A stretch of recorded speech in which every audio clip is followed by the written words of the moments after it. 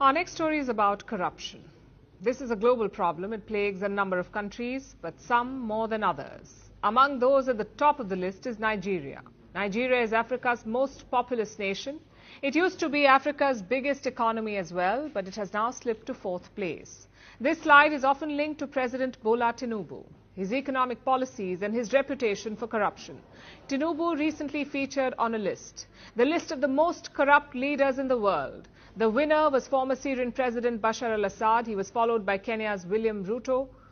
But Tinubu made the top 5. Now, I must clarify here that these rankings were sourced from the public. There wasn't a scientific formula involved. It was about public perception. And Tinubu is perceived to be extremely corrupt. So is his government. There are a number of reasons for this. Let me show you some of the latest examples, starting with the government. Nigeria has an anti-corruption agency. It is called the EFCC, the Economic and Financial Crimes Commission. This is Nigeria's watchdog. Its job is to tackle corruption, and technically they are doing that, but at home. Let's show you today's major headline.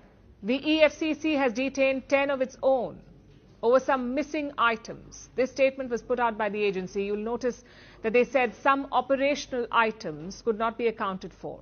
Okay, that sounds like some missing equipment. But then the Nigerian press dug a little deeper, and it turns out that the operational items were jewelry and cash worth $350,000 to $400,000. What operations were they pulling off with all that jewelry? 10 EFCC officers were detained in Lagos.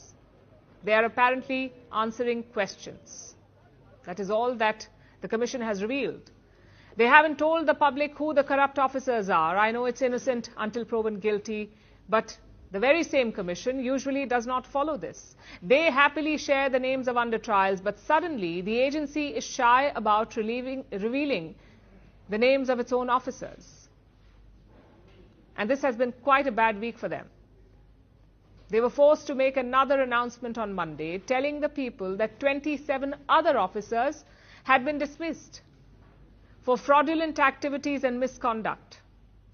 This is not a great look for Nigeria's anti-graft watchdog, and definitely not a good look for the Tinubu government.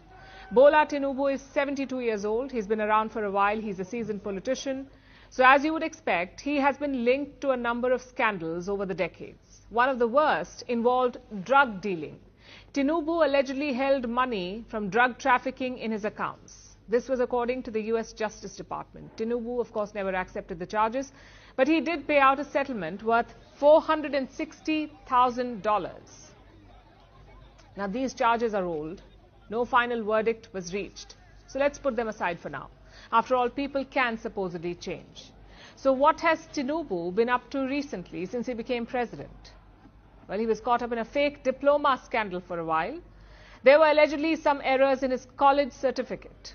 Okay, mistakes happen. Moving on. Then there was a major scandal involving a highway. Tinubu issued a $13 billion government contract to a company co-owned by his son.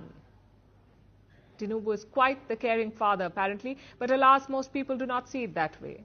That is why he made it to the top 5 in the Corrupt Person of the Year award. The perception is quite prevalent, and reports say that he is quite vexed. He's even hired American lobbyists to clean up his image. He's reportedly paying them $2.7 million, though I wonder, is he paying from his own pocket or Nigeria's treasury? I suppose we'll find out eventually.